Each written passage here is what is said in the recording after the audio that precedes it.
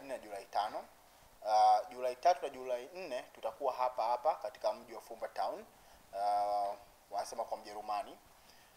Tarehe 3 tutafanya event humu ndani hapa tulipo, ambao ni kwa ajili ya founders. Okay, itakuwa ni asubuhi.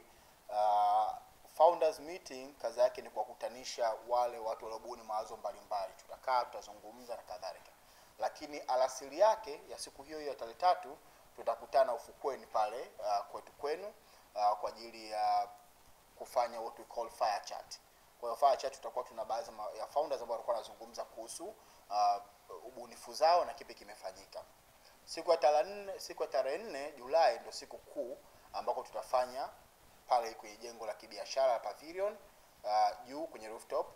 Hiyo itakuwa ni siku nzima na ratiba yake itatoka katika mitandao ya kijamii. Lakini siku ya tarehe 5 ukija Zanzibar, jamani, inabidi uione Zanzibar. Sawa? Sasa tukija tukaongea hapa siku mbili mfululizo, tumeongea watu wakaione Unguja, watu wakaone vivutio vya Zanzibar na hapa Unguja. Kwa hiyo tarehe 5 ni siku ambayo tumeandaa kwa ajili ya watu kutembelea maeneo mbalimbali ya vivutio. Tutakuwa na ndugu zetu wa Manji Tours, lakini pia tutakuwa na ndugu zetu wa Rock the Arch ambao watatusaidia kuona maeneo mbalimbali. Kwa hivyo ndio itakapokuwa ratiba. Kuhusu tofauti pekee ya mwaka huu na mwaka jana. Okay, mtu anaweza kauliza. Mwaka jana ilikuwa inaitwa Zanzibar Tech Summit. Mwaka jana tulijikita sana kwenye teknolojia. Mwaka huu neno investment limekuja kwa sababu tunataka tuizungumzie uwekezaji ndani ya teknolojia. Wako vijana wengi wana mawazo mazuri, wako vijana wengi ambao wanaanzisha vitu, lakini vinakosa watu wa kuwekeza na kuvikuza. Kuwa na wazo ni jambo jema, lakini kulikuza ile wazo kufikia hatua ya kibiashara na kuweza kuleta suluhisho kwenye jamii ni kitu tofauti.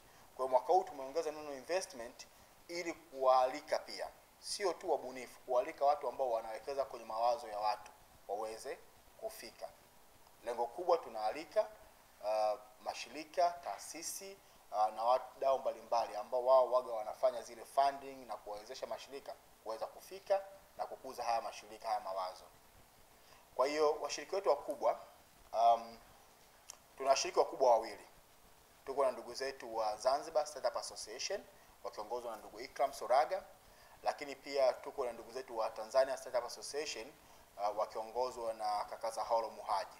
Hawa ndio washirika wetu wakubwa na tunawarika wajumbe wa taasisi hizi mbili kuweza kufika Unguja kuweza kushirikiana na sisi. Jukumu letu kubwa kama taasisi ni kuhakikisha kwamba tunatengeneza mazingira wezeshi na mazingira mazuri kwa ajili ya wao. Aidha ni kuongea na serikali kwenye masuala ya sera, na tunashukuru serikali ya awamu ya 8 imekuwa sikivu sana na tupo kwenye michakato mingi ya kuangalia ni namna gani ambapo tunaweza tukaboresha haya mazingira.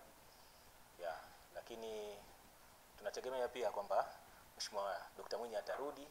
Tumeona kule kwenye mkutano mkuu pia wa Chama cha Mapinduzi pia haya masuala ya startup yamepewa kipaumbele kwenye ilani yao ambayo wamezindua. Kwa hiyo tunategemea makubwa sana kutoka kwenye serikali zetu zote mbili kwa upande wa startups. Kwa nini tupo hapa leo? Tupo hapa leo na ndugu zetu hawa ambao wameandaa hii Zanzibar Tech Summit kuja kuwaunga mkono. Lakini hizi shughuli kufanyika ndio zinazidi kuangaza, na tunawashukuru waandishi wa habari kwa kazi kubwa ambayo mnafanya. Sasa hivi hili swala la startups linaanza kuingia kwenye mkondo, yani linaanza kuwa mainstreamed.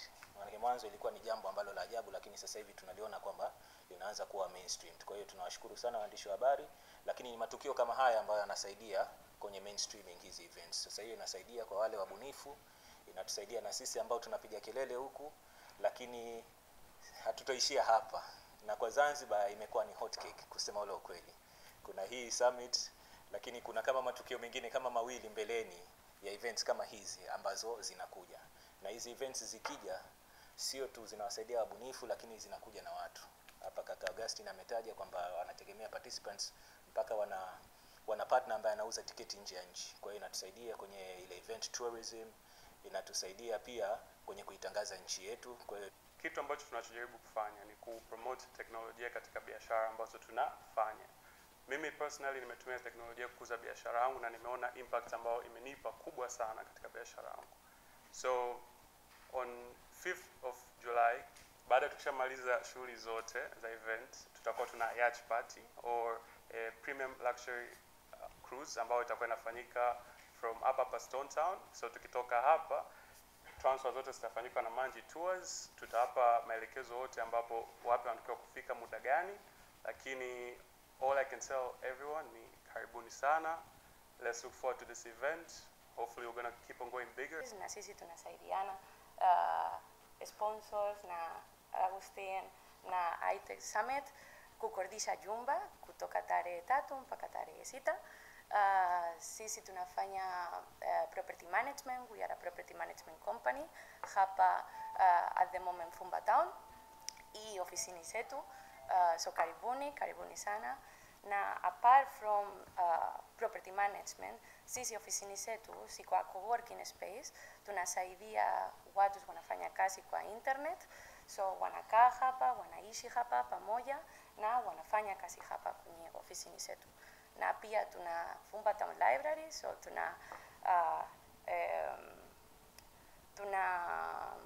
how I can say in Swahili we are inviting everyone. Yeah. Tunakaribisha kila mtu ya kusoma, ya kufanya kazi, ya kuongea knowledge kwa IA, kwa IT, tupo kitabu ya kila category. Na yeah, karibuni sana. I hope everyone will enjoy the IT Summit and tupo pamoja.